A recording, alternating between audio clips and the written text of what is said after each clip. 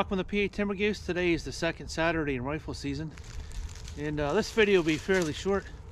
We'll go over some of the guns I've hunted with in the past. This is my Tikka TX3, and this shoots very well. I've tried 3 kinds of ammunition in here, and they all shoot about the same. 308 is a very forgiving round. Generally they shoot about a 1-inch group. They shoot very well out to 200.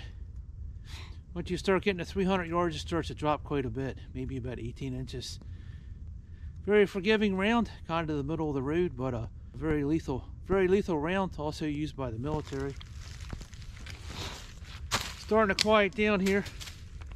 I think all the hunters are taking a lunch break.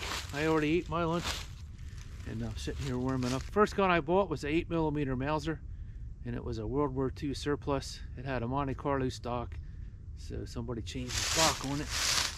And my 8mm Mauser is very similar to a 30-06. The ammo can be hard to find. I think at the time I was paying about $25 to 20 rounds.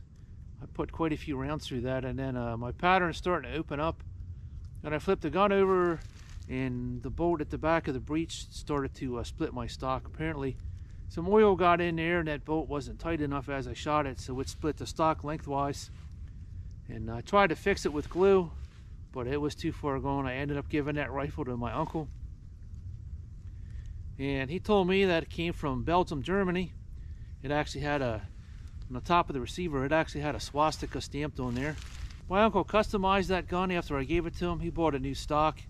He glass bedded the stock to the action, and the bolt handle was straight on that. So usually what they do is you can replace the bolt handle, or you can heat it up and bend it. So when you put a scope on it, it doesn't hit the scope when it comes back. So what he did is he heated it up and bent the handle on the bolt, and came out very nice. I hear something running around down there.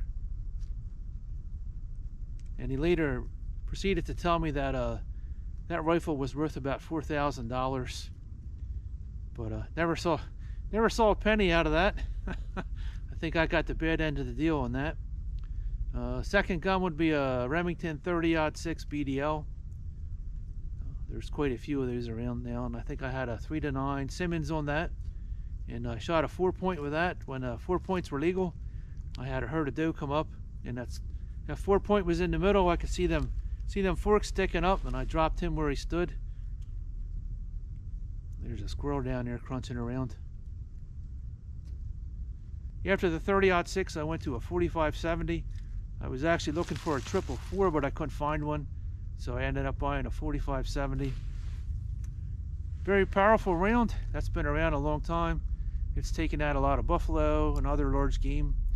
Massive recoil. I'm not sure how many pounds of recoil a 45-70 will produce, but I've taken a lot of deer with that one. I've probably taken at least 15 deer with my 45-70. Definitely not a long range gun. I believe I hit one at 250 yards with that, and the bullet didn't expand after I pulled it out of the deer, but the deer actually was standing this way, and after I hit it, it rolled upside down, and it rolled up against a tree with his feet like this. Never even twitched or anything. Blunt force trauma. A 45-70 is actually very close to a 12-gauge shotgun slug, and they're pretty lethal. I never shot the 500s or the 400s. My hand loads basically were a 300 grain jacketed hollow point, and I believe I had 50 grains of Hodgdon 4895 in there, and that was very accurate out to 100 yards. I actually could get about a 1-inch group at 100 yards with that. 200 yards will give me about a 2-inch group. Very lethal for the Pennsylvania woods. 45-70 hits with authority when that connects, and you won't have to track anything very far. They usually flip over where they are, and that's pretty much the end of that. After the 45-70, I went to a Savage 10 FP, which I still currently own. It has a bull barrel, and that is a tactical rifle, so that is very heavy. Some of the areas that I was in, I was doing some precision shooting. The deer would hide in there, and I could see them, and I had to thread the needle to get to the deer with that. And that gun is actually, the precision on that is over the top. I would put a Savage 10 FP against any custom rifle out there. It's about half of the price or less, and they shoot exceptionally well. 50 yards, you can almost shoot a 1/2 inch group. Some of them will go in the same hole. And at 100 yards, you can definitely shoot a 3/4 inch group or smaller. After the 308 10 FP, then we went to a Tikka TX3. This is a lot lighter than that gun with the scope and it loaded. Savage weighed about 12 pounds.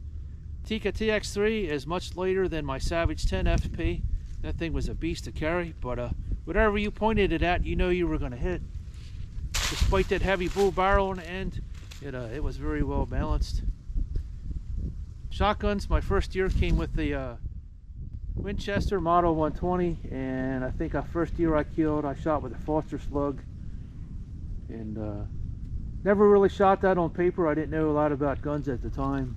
My dad wasn't a big rifle hunter or a shotgun hunter. Most of the deer he shot were with a bow and arrow, so a lot of this stuff I learned from other people and kind of trial and error. So I got a couple with a shotgun slug. I shot 2 with an inline. I had a CVA 50 caliber. I shot 100 grains of 2F black powder, and that shot very well. It took me a while to find the right kind of powder to get my gun to shoot accurately. So I got 2 with those, and I got 1 with my Cabela's Hawken 50 caliber. Apparently I have a 54 caliber Lyman. Another hunter told me that it's much better than a 50 caliber because it hits with more authority and it has a shorter blood trail. So there are some of the guns I've had over the years. Let me know some of the guns you've had over the years. What was your first rifle and what you're currently using right now. Thanks for watching PA Timber Ghost. If you're new to PA Timber Ghost, welcome to the family of deer hunters. Like, share, and subscribe. Hit that notification bell. Every time a new video goes up, you'll be notified.